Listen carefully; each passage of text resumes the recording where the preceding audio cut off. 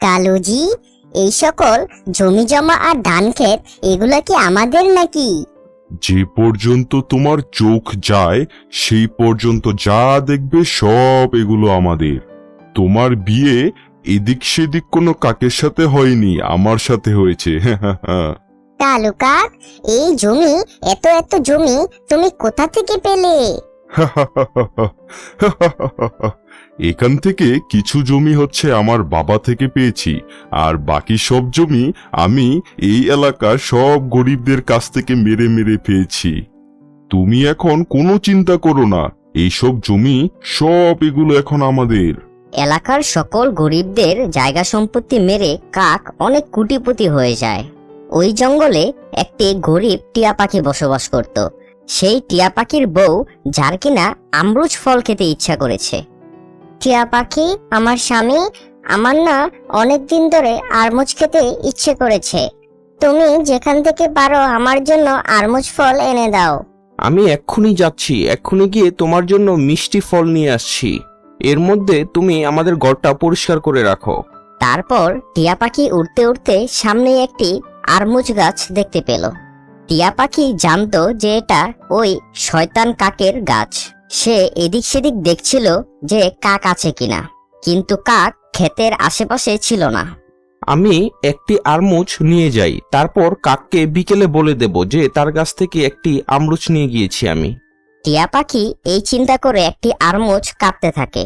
এর মধ্যেই কালিয়া কাক সেখানে উপস্থিত হয়ে যায়। এই মোটে টিয়া পাখি, তোর এত বড় সাহস হলো কিভাবে? এই আমরুজ গাছ, এটা কি তোর বাবার নাকি? আমি হচ্ছে বলতাম আর কি যে আমার একটা আরমুজ লাগবে, আমি কাউকে খুঁজে পাচ্ছিলাম না, তাই হচ্ছে এভাবে নিচ্ছিলাম। শুধু একটি আরমুজই পেরেছি। দে, এই আমরুজ আমাকে দে। তোকে যদি আর একবার এই গাছের আশেপাশে দেখি তাহলে তোর খবর আছে। আমার হচ্ছে আমার বউয়ের হচ্ছে একটি আমরুজ খেতে ইচ্ছে করেছিল, যদি আচ্ছা থাক, আমার মাফ করে দাও, আমার ভুল হয়ে গেছে, আমাকে মাফ করে দাও।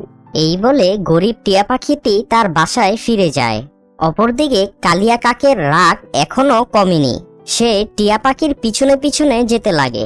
আপনি এত তাড়াতাড়ি আমরুচ নিয়ে চলে এসেছেন? না টিউ পাখি, কোথাও থেকে আমরুজ পাইনি খুঁজে।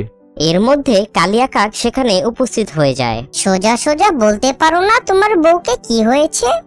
আমরুজ ফল চুরি করতে গিয়েছিলে, আবার বড় বড় কথা বলো আমি তোমাকে হাতে নাতে ধরেছি। আপনি এখানে? এ মোটা টিয়া পাখি, তুই আমার গাছে চুরি করতে যেতে পারোস, আর আমি তোর বাসায় আসতে পারবো না? গরিব টিয়া পাখিকে তার বউয়ের সামনে অনেক অপমান করে সে কালিয়া কাক সেখান থেকে চলে যায়। টিয়া পাখি, কি দরকার ছিল চুরি করার? টিয়া পাখি অনেক অপমানিত হচ্ছিল, তাই সে চুপ করেছিল। কিছুদিন পর কবুতরের একটি ছাগল ঘাস খেতে খেতে কাকদের খেতে চলে যায়। কালু কাক আর কালিয়া কাক তাদের ক্ষেতের মধ্যেই গাছের দোলনায় দুলছিল। কালিয়া কাক, ওই যে দেখো, একটি ছাগল আমাদের ক্ষেতে প্রবেশ করেছে। আমার কাজের লোক কোথায়? তাড়াতাড়ি এই ছাগলটিকে ধরো। তারপর কাকদের কাজের লোক সেই ছাগলটিকে ধরে ফেলে এবং ধরে কাকদের সামনে নিয়ে যায়। এই ছাগলটাকে গাছের 2 দিন বেঁধে রাখো, তাহলে এটার শিক্ষা হয়ে যাবে। শোনো, এটাকে পানি তো দিবে দূরের কথা, ঘাস কিচ্ছু দিবে না, কিচ্ছু দিবে না এটাকে। তাহলে বুঝবে আমার খেতে আসলে শাস্তি কত পেতে হয়। কালু কাক আর কালিয়া কাক ছিল জালিমের মতো। তারা অনেক শয়তান ছিল। তারা কাউকে তাদের খেতে প্রবেশ করতে দিত না, আর অনেক খারাপ খারাপ শাস্তি দিত। টুনি পাখি, আমার ছাগলটিকে আমি সকাল থেকে খুঁজে পাচ্ছি না, তুমি কি দেখেছো? কবুতর ভাইয়া, যখন আমি আমার গাভীর জন্য ঘাস কাটতে গিয়েছিলাম তখন দেখেছিলাম তোমার ছাগলটা ওই কাকদের ক্ষেতের সামনে দিয়ে যাচ্ছিল। আমি 2 বার বাধা দিয়েছিলাম। না জানি আমার ছাগলটা কাকদের খেতে চলে যায়। কবুতর তাড়াহুড়া করে কাকদের ক্ষেতের সামনে চলে যেতে থাকে। পেঁচা, আমার ছাগলটি এভাবে গাছের সাথে বাঁধানো কেন? আমার ছাগলটিকে ছেড়ে দাও। এটা জমিদার কাক এখানে বেঁধে রেখেছে, তার খেতে নাকি এই ছাগলটি গিয়েছিল, তাই এটা জমিদার কাক ছাড়তে পারবে, আমার ক্ষমতা নেই, তুমি তার সাথে দেখা করো গিয়ে। তারপর কাক সরাসরি কাকদের বাসায় চলে যায়। জমিদার মশাই, আমাদের ভুল হয়ে গেছে, আর কখনো আমার ছাগল আপনার খেতে যাবে না, এবারের জন্য মাফ করে দিন। এইভাবে ছেড়ে দেব নাকি? এটাকে 2 দিন না খাইয়ে তারপর শাস্তি দিয়ে তারপর আমি ছাড়বো, যেন পরের বার আর আমাদের ক্ষেতের দিকে না আসতে পারে। কবুতরের অনেক রিকোয়েস্টের পরেও তারা ছাড়তে নারাজ। এভাবে পরপর 2 দিন কেটে যায়। তারপর বিকেলের দিকে ছাগলটি মারা যায়। মালিক মালিক, ছাগলটি মারা গেছে। মরে গেছে তো কি হয়েছে? গিয়ে তুমি কবুতরকে জানিয়ে দাও যে তার ছাগল মারা গেছে। অবশেষে আমার ছাগলটিকে তারা মেরে ফেললো। তারা চাইলে আমাকে দিয়ে দিতে পারতো, কিন্তু এই জালিমগুলো আমার ছাগলটিকে মেরে ফেললো। ধৈর্য ধরো কবুতর ভাইয়া, আল্লাহ সবকিছু দেখছেন, অন্যায়ের বিচার তিনি অবশ্যই করবেন। এই জালিম কাক সবার সাথে এরকম অন্যায়ভাবে প্রভাব দেখায়। কিছুদিনের মধ্যেই টুনি পাখির মেয়ে তাদের গাভীটি নিয়ে জঙ্গলে ঘাস খাওয়াচ্ছিল। তারপর একটি প্রজাপতি আসার ফলে টুনি পাখির মেয়ে প্রজাপতির পিছনে পিছনে চলে যায়। তার খেয়ালই নেই যে সামনেই হচ্ছে কাকদের ক্ষেত। গাভীটি ঘাস খেতে খেতে সেই আবারও কাকদের খেতে চলে যায়। গাভীটি খেতে প্রবেশ করার সাথে সাথেই সেই কর্মচারী পেঁচা তার মালিককে গিয়ে তাড়াতাড়ি বলে দেয়, মালিক মালিক, খেতে একটি গাভী এসেছে। কালু কাক, আমার আর এগুলো সহ্য হচ্ছে না। একবার ছাগল তো আরেকবার গাবি, এইবার অনেক অনেক অনেক শাস্তি দেব। এইবার এমন এক কাজ করব যেন আশেপাশের কোনো কেউ আমাদের ক্ষেতে প্রবেশ না করে। কালু কাক পাশ থেকে একটি কুড়াল নিয়ে আসে। তারপর গাভীর একটি পা কেটে দেয়। গাভীটি হাঁটতে না পেরে কাঁদতে কাঁদতে কোনোভাবে সেখান থেকে পালিয়ে যায়। যখন টুনি পাখি বাইরে আসে তখন দেখতে পায় তার গাভীটির একটি পা কে জানি কেটে দিয়েছে। আমার প্রিয় গরু, এটা কিভাবে হয়েছে? কোন সালিম আমার সাথে এই কাজটি করেছে? আমার গাভীটির কি একটা অবস্থা করেছে। তোমাদের ভাগ্য ভালো যে কালু কাক তার মাথাই কেটে দেয়নি, শুধু পাতা কেটে দিয়েছে। জালিম কাক, তোমরা তো তার মাথা কেটে দিলেই পারতে। এখন সে কিভাবে সে এখন জীবনযাপন করবে? আমার গাভীটির অনেক ব্যথা পাচ্ছে, অনেক ব্যথা পাচ্ছে, তোমরা কি এগুলো বোঝো? আবার যদি দ্বিতীয়বার তোমার গাভী আমার ক্ষেতে প্রবেশ করে তখন পুরো মাথাই কেটে দেব। জঙ্গলের মধ্যে কাক আর হচ্ছে কালিয়া অনেক জালিম ব্যবহার করছে সবার সাথে। টুনি পাখি তার গাভীটিকে একটি ব্যান্ডেজ লাগিয়ে দেয় যেন তার ব্যথা কিছুটা কম হয়। কিছুদিন পর ব্যথা অনেকটা কমে যায়। টুনি পাখি কোনো না কোনোভাবে একটি লাঠি তার গাভীর পায়ের সাথে অ্যাডজাস্ট করে দেয়, যেটার মাধ্যমে গাভী দৌড়াতে পারবে না কিন্তু কোনোভাবে হাঁটতে পারবে। সামনে বৃষ্টির দিন চলে আসে। খুব বেশি বৃষ্টি হচ্ছিল। বৃষ্টি এত পরিমাণ হয় যে ক্ষেতের আশেপাশে পানি ভরপুর হয়ে যায়। ক্ষেতের সকল ফসল পানিতে ডুবে যায়। জঙ্গলে যত গাছ ছিল সব গাছগুলো ভেঙে ভেঙে পড়ে যায়। কালুজি, এভাবে যদি বৃষ্টি নামতে থাকে তাহলে তো আমাদের ফসল, ফল গাছ সবকিছু শেষ হয়ে যাবে, আমরাও শেষ হয়ে যাব। জঙ্গলের সবাই আমাকে ভয় পায়, কিন্তু আমি তো এই বৃষ্টির সাথে পাঙ্গা লড়তে পারবো না। আমি একটি কাজ করি, গিয়ে ক্ষেতের সকল পানি নদীর মধ্যে একটি রেল করে দেই, যেন সব পানি নদীতে চলে যায়। কালু কাক তার কর্মচারীকে নিয়ে খেতে চলে যায় আর তার ক্ষেতের পানি কিভাবে নদীতে দিবে সেই কার্যক্রম পরিচালনা করছিল। পানিতে থাকা একটি বিষাক্ত সাপ কাকের সামনাসামনি চলে আসে। সাপ কালু কাককে একটি কামড় দিয়ে বসে। সাথে সাথে কাক অজ্ঞান হয়ে পানিতে পড়ে যায় আর পানিতে ভাসতে থাকে। এই সব কিছু এত তাড়াতাড়ি হয়েছে যে তার কর্মচারী তাকে বাঁচাতে পারেনি। হায় হায়, এই কি হলো আমার সাথে? আমি কি এমন করেছি যে আমার সাথে এমন হলো? হায় হায় হায় হায়। এই বৃষ্টি টানা 2-3 দিন হয়ে তারপর থেমে যায়। কালিয়া কাকদের সকল ফসল নষ্ট হয়ে যায়। এইসব দেখে কালিয়া কাক এক কর্নারে কাঁদতে থাকে। এখন কালিয়া কাকের ঘরে খাবারের খাদ্য নেই। টিয়া পাখি, টিয়া পাখি, ঘরে আছো? ঘরে আছো কি টিয়া পাখি? আমি কালিয়া কাক। হ্যাঁ কালিয়া কাক, বলো কি হয়েছে? তুমি আজকে আমার বাসায়? হ্যাঁ, আমি তো অবাক হয়ে গেলাম। আমাকে খাবার দাও। আমি গত 2 দিন ধরে কিচ্ছু খাইনি, বাসায়ও খাবার নেই, আমার স্বামীও মারা গেছে, আমার ফসল নষ্ট হয়ে গেছে, সব কিছু বরবাদ হয়ে গেছে। তুমি এতদিন যাদের সাথে অত্যাচার করেছিলে, জালিম ব্যবহার করেছিলে, যাদের ছাগল মেরে দিয়েছিলে, যাদের গাভীর পা কেটে দিয়েছিলে, এটা তাদেরই অভিশাপ। আমি তোমার মতো জালিমকে সাহায্য করব না, এখান থেকে চলে যাও। কালিয়া কাক নিরাশ হয়ে হতাশ হয়ে সেখান থেকে চলে যায়। তারপর কালিয়া কাক টুনি পাখির বাসায় চলে যায়।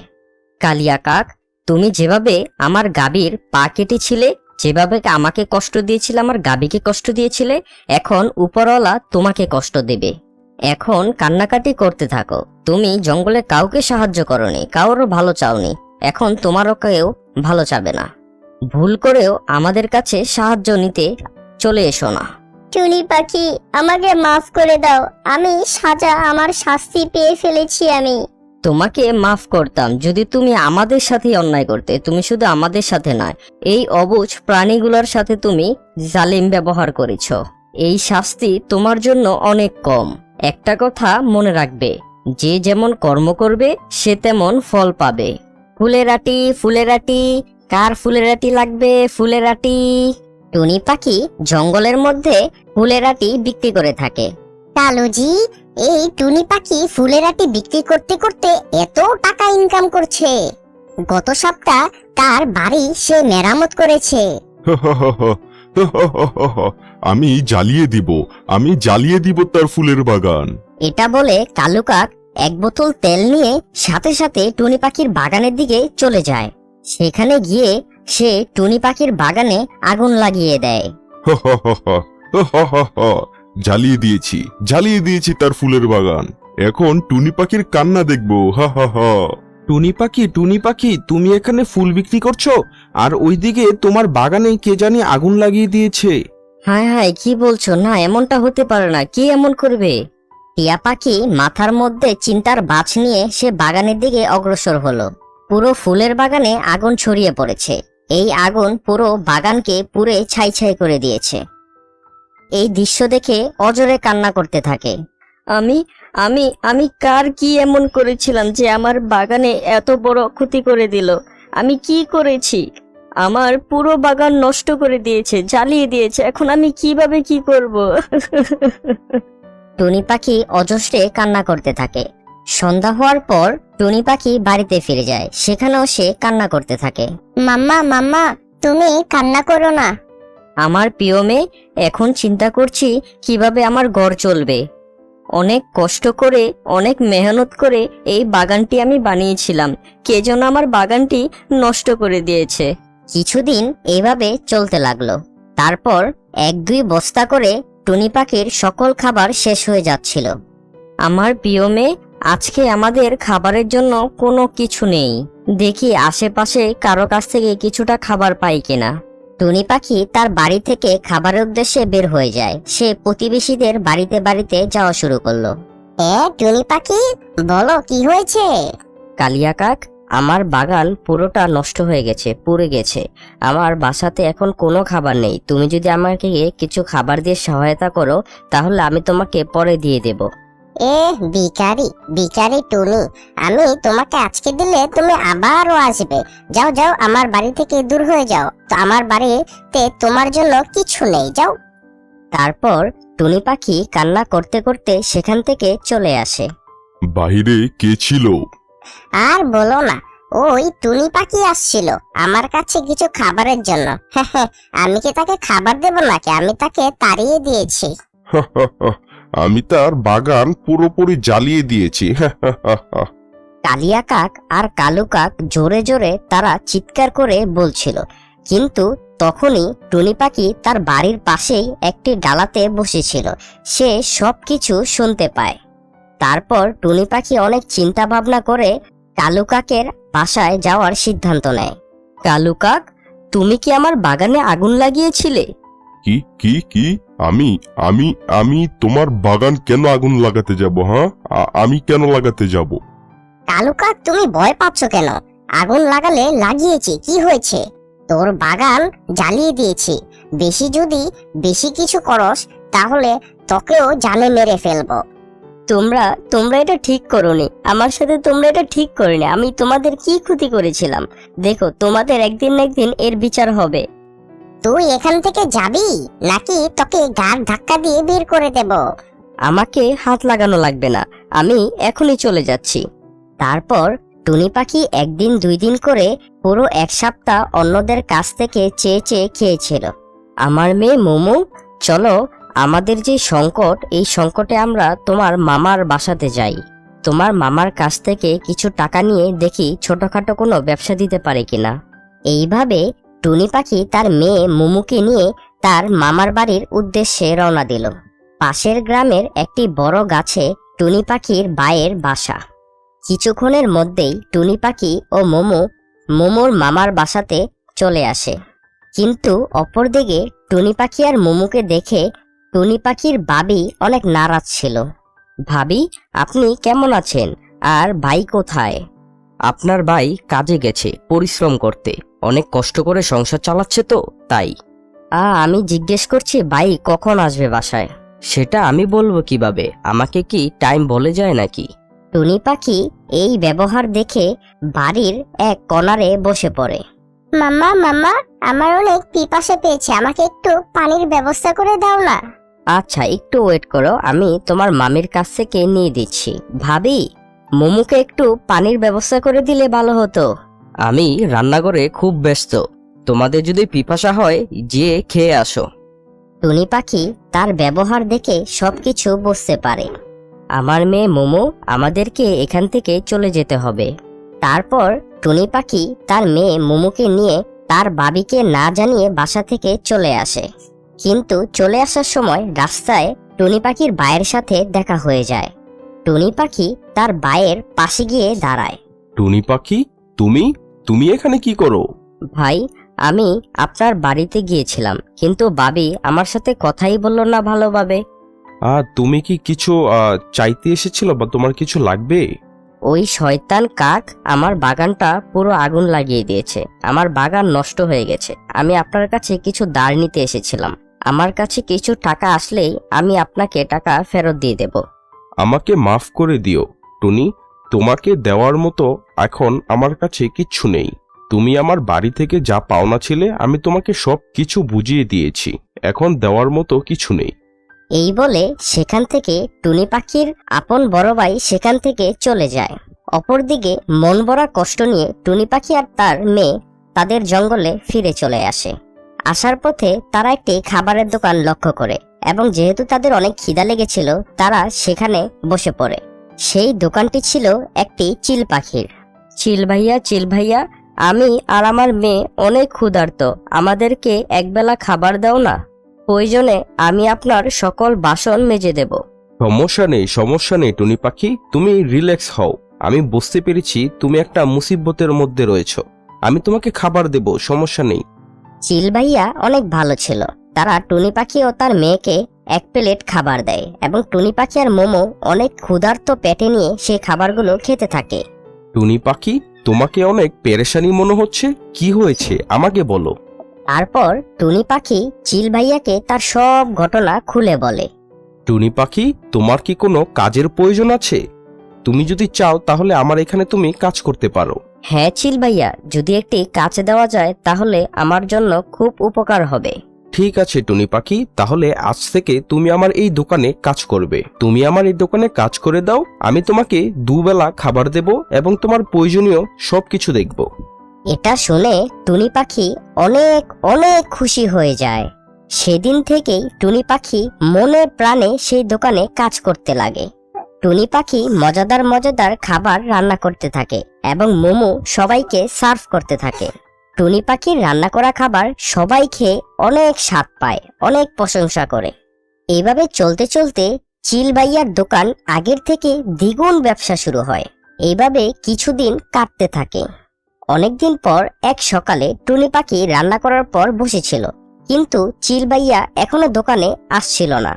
মোমো, আমার মেয়ে, তুমি একটু দোকানটা দেখে রাখো, আমি দেখে আসি চিল ভাইয়া কেন এখনো দোকানে আসলো না। তারপর সাথে সাথে টুনি পাখি চিল ভাইয়াকে দেখতে তার বাড়ির উদ্দেশ্যে রওনা দিল। চিল ভাইয়া তার বাড়িতে অসুস্থ হয়ে পড়েছিল। টুনি পাখি, ভালো হয়েছে তুমি আমার বাড়িতে চলে এসেছো। গতকাল থেকেই আমি অনেক অসুস্থ হয়ে পড়ি। চিল ভাইয়া, আমি এখনই আপনার জন্য ওষুধের ব্যবস্থা করছি। ওষুধের প্রয়োজন নেই, ওষুধ আমি নিয়ে নিয়েছি। তুমি এখন আমার কথা মনোযোগ দিয়ে শোনো। আমি আমার এই দোকানটি অনেক কষ্ট করে আস্তে আস্তে বড় করেছি। এখন আমার অনেক বয়স হয়েছে, আমি এখন আগের মতো কাজ করতে পারি না। আজ থেকে তুমি সেই দোকানের পরিপূর্ণ খেয়াল রাখবে। আর যদি দোকানে কোনো গরিব পাখি আসে তাহলে তাকে খাওয়াবে, ঠিক আছে? চিল ভাইয়া, আমার মালিক, আপনি সুস্থ হয়ে যাবেন, সমস্যা নেই। টুনি পাখি, আমি অনেক দিন ধরেই তোমার মতো একটি পাখি খুঁজতেছিলাম, যে পাখি কিনা অনেক ইমানদার এবং কঠোর পরিশ্রমী হবে এবং আমার কাজকে খুব সুন্দরভাবে দেখাশোনা করবে। আজ থেকে সেই দোকান সম্পূর্ণভাবে তোমার দায়িত্বে পড়ল। টুনি পাখি তারপর আরো কঠোর পরিশ্রম দিয়ে দোকানটি পরিচালনা করা শুরু করে দিল। চিল ভাইয়ার কথা রাখতে টুনি পাখি কঠোর থেকে কঠোর পরিশ্রম করে এবং অনেক মুনাফা অর্জন করে। অল্প কিছুদিনের মধ্যেই টুনি পাখি আর মোমো অনেক টাকার মালিক হয়ে যায়। মোমো, আমার মেয়ে, তুমি বাসায় থাকো, আমি আমাদের মুনাফার অর্ধেক টাকা চিল ভাইয়াকে দিয়ে আসি। তারপর যখন টুনি পাখি চিল ভাইয়ার বাসায় যায়, টুনি পাখি দেখতে পারে চিল ভাইয়া আর দুনিয়াতে নেই। চিল ভাইয়া, আপনি আমাদেরকে রেখে চলে গেলেন। আপনি আমার মালিক ছিলেন, আমাকে সহায়তা করেছেন। আমি বলেছিলাম আমি আপনার খেয়াল রাখবো ডেলি এসে, কিন্তু আপনি আমাকে মানা করেছেন। আপনি চলে গেলেন মালিক, আপনার অবদান কখনো ভুলবো না মালিক, কখনো ভুলবো না। চিল ভাইয়া মারা যাওয়ার পর সম্পূর্ণ মালিকাধীন টুনি পাখির কাছে চলে আসে এবং টুনি পাখি তার দায়িত্ব খুব সহনশীলতা ও বুদ্ধিমত্তার সাথে পরিচালনা করছিল।